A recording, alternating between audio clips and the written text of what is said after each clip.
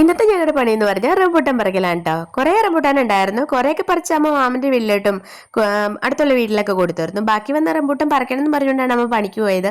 പിന്നെ ഞാനും കുഞ്ഞപ്പവും ഇങ്ങനെയും കൂടി വന്ന് വൈകുന്നേരം വന്നപ്പോൾ റംബൂട്ടാനൊക്കെ പറിച്ചെടുത്തു കേട്ടോ.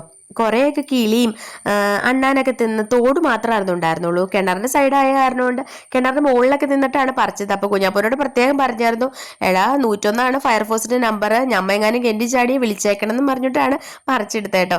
പിന്നെ ഈ റംബൂട്ടാന് നല്ല കഴമ്പുള്ള വലിയ റംബൂട്ടാനാണ് കേട്ടോ. പക്ഷേ ഇതിനൊരു കുഴപ്പമെന്ന് വെച്ചിട്ടുണ്ടെങ്കിൽ ആ കുരുന്ന് വിട്ടു പോരത്തില്ല. അത് മാത്രമേ ഇതിന് പ്രശ്നമുള്ളൂ. നല്ല മധുരമൊക്കെ ഉണ്ടായിരുന്നു കേട്ടോ. പിന്നെ ഇത്രയും റംബൂട്ടാൻ ഞങ്ങൾ ഇത്തവണ അച്ചാറിടാന്ന് വിചാരിച്ചിട്ടുണ്ട്. ഇത്രയൊന്നും ഇട്ടില്ല കേട്ടോ, കുറച്ച് എടുത്ത് അച്ചാറിട്ടത്. ഒരു തവണ അച്ചാർ ഉണ്ടാക്കിയായിരുന്നു. അപ്പോൾ അത് ഇഷ്ടപ്പെട്ട കാരണം കൊണ്ട് ഇത്തവണ കുറച്ചധികം ഇട്ടു. ആദ്യം ഉണ്ടാക്കിയത് ഒരു 5-6 റംബൂട്ടാൻ വെച്ചിട്ട് മാത്രം അച്ചാർ ഉണ്ടാക്കിയത്. നമ്മൾ സാധാരണ അച്ചാർ ഉണ്ടാക്കുന്ന പോലെ തന്നെ അച്ചാർ ഉണ്ടാക്കിയത് കേട്ടോ. വെളിച്ചെണ്ണ ഒഴിച്ചു, അതിൻ്റെ അകത്തേക്ക് കടുക് പൊട്ടിച്ചു, ഇഞ്ചി, പച്ചമുളക്, വെളുത്തുള്ളി ഒക്കെ ഇട്ട് ഒന്ന് മൂപ്പിച്ച് കഴിഞ്ഞിട്ട് അതിൻ്റെ അകത്തേക്ക് മുളക് പൊടി, ലേശം മഞ്ഞപ്പൊടി, പിന്നെ കായം, ഉലുവ ഇതൊക്കെ പൊടിച്ച് ഇട്ടു. പിന്നെ ഉപ്പും ഇട്ടു, വിനീഗർ ഒഴിച്ചു. ഒന്ന് തിളപ്പിച്ച് കഴിഞ്ഞിട്ട് നമ്മുടെ കുഞ്ഞു കുഞ്ഞു റംബൂട്ടാൻ കുട്ടന്മാർ അതിൻ്റെ അകത്തേക്ക് ഇട്ട് കൊടുത്തു കേട്ടോ. ഒന്ന് ചെറുതായിട്ടൊന്ന് ചൂടായി കഴിഞ്ഞ് കഴിയുമ്പോൾ തീ ഓഫ് ചെയ്തു.